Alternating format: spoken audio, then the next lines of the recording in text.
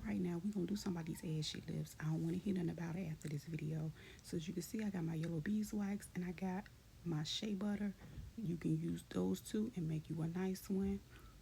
Now the ratio you generally use is even. If you got a half a cup to a half a cup, carry on that way.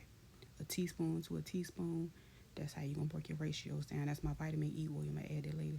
I'm gonna melt these down. I'm gonna do the double boiler method. I'm gonna use my Pyrex up in the kitchen.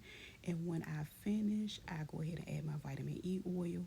And as you can see, I grabbed me a little syringe that I had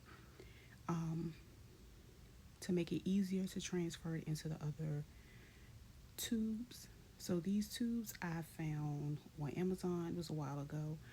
And the syringe came in a different kit that I had a while ago, so I just went ahead and put them together. And as you can see, you got to work kind of fast when it comes to filling them up because it does start to solidify.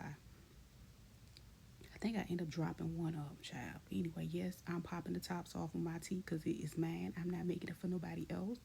So again, I was able to get 9 out of this little smaller batch that I created. So yeah. So I don't want to see nobody with no ashy chapped lip no more. I don't want to hear about it. This is a cool, quick lip balm, and you already know what's inside of it.